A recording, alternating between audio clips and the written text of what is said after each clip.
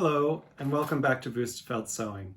So for today's make, we're going to be doing something a little bit different. So there are quite a few Victorian and Edwardian projects I'd like to do. Namely, I really want to make a nice waistcoat. And based on the various images I have seen, it requires a bit of a hourglass figure. I don't have that. So what to do? Well, luckily, many male-bodied persons of the time also did not have hourglass figure. So what I'm going to be doing today is making an Edwardian/Victorian men's corset. And it's my first time ever attempting a corset, so I don't know how this is gonna go, but yeah. Let's see how it turns out. All right, let's talk materials.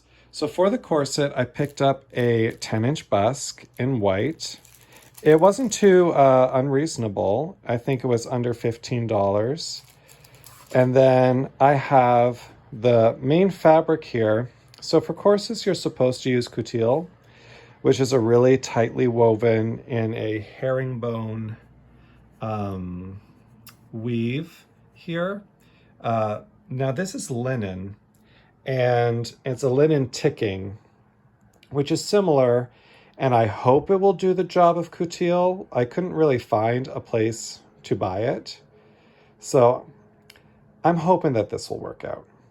I also got some grommets here because we'll need that for the lacing up, and there's some nice white ones in there which will go perfectly. I also have the synthetic baleen, which will mold both to heat from the iron and to the body when it's worn. So it should make for a nice product in the end. I also have some cotton twill tapes. The wider 1-inch one here will be for the waist tape. And these ones here, the 1/2 inch, I believe it is, will be great for the boning casing. And then I pulled out a bunch of the white bias tapes I have in my stash, and I'm not sure which one I will use just yet, but we'll select one of these or potentially buy new if none of these are good. And then we also have the pattern. Now, I downloaded the pattern from the Laughing Moon website, and I went to go have it printed. And the first place I immediately thought of was a big chain office supply store, which will remain unnamed, and they wanted $105 just to print off 2 sheets of paper. Now I know they are large sheets of paper, but ain't no sheet of paper worth $105. So then I contacted another printing place we have downtown, and they did it and did it well for the grand total of $14 and something with tax. So I'm very pleased with that. And now that I have all the supplies collected, let's get to work. Okay, so these are the pattern pieces I will need. Time to cut them out in my size. So here's the pattern pieces all pinned down onto the linen ticking. And I'm really surprised, though I really shouldn't have been, as to all the extra fabric I have, but I don't mind because in the future, if I need to make a smaller one, hopefully a smaller one and not a bigger one, but even if that's the case, I have lots of material with which to do that.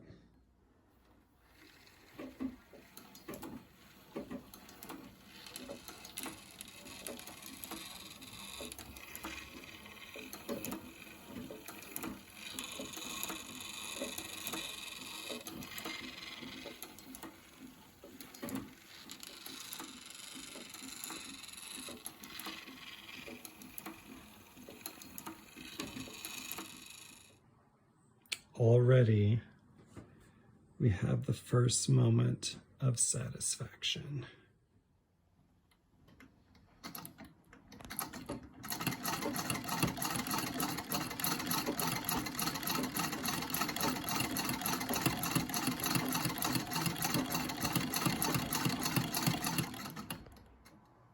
So it's been a moment since I've checked in, and I largely got the base of it together. I still have to put in the boning channels and most of the boning, and press these so that they stay where they're supposed to be. The grommets, unfortunately, some of their paint has already come off just in the process of installing them. So that was rather disappointing. And like that chunk there is also upsetting. I've taken it in quite a bit. I'm definitely starting to think now that this was not the right material to use. I think there was too much stretch in it.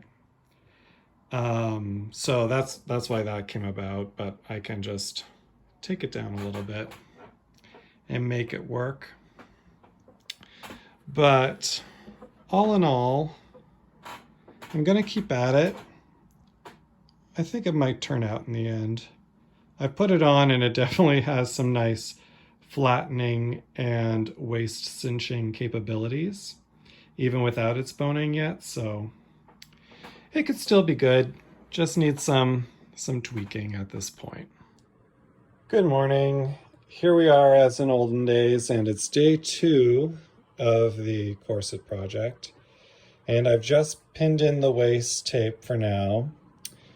So I've slept on it, and I think it's going to be okay. I still feel that the fabric is not the right to use. I love how the herringbone weave makes it look very much like underwear, because that's what it is. But yeah, I think I made a mistake. But like I said before, we'll give it a go and hopefully it comes out all right in the end. I've cleaned up and trimmed and made things symmetrical where certain things were out of place before. So yeah, we'll move ahead, see how it goes. All right, so here are the 2 panels now that I've put in the boning channels. This one here, I got the bottom binding all nicely felled down into place. This one's waist tape turned out much nicer than this one's, which is very, but I don't know, you guys. Maybe it will turn out, maybe not. But it's my first go at a corset, so we can't expect perfection on the first try now, can we? All right, time for the reveal. Here's the before. All right, so here's the after. So let's start with the positives that came out of this project. 1, I gained a little more experience, and 2, it functions. I'm able to go down 6 inches in the waist, and it works. That's about it. Let's go with the things I would do differently next time. So next time I would use the right material, because as it is, I don't think that this will last. Which, you know, such is life. But also the busk is tilted, which is most certainly my fault from all the taking in I did at every seam. And I mean, the grommets were chipping. I had to cut down in a way where things didn't quite line up after my taking in at the seams. In general, I think the pattern was great. I would definitely make it again, but with the right materials. But all in all, it works, it functions, and I can go ahead and start on some of those projects I've been wanting to do. Thank you so much for watching this video. I hope you enjoyed it. Please like and subscribe, and I post every Friday. Thank you very much for watching.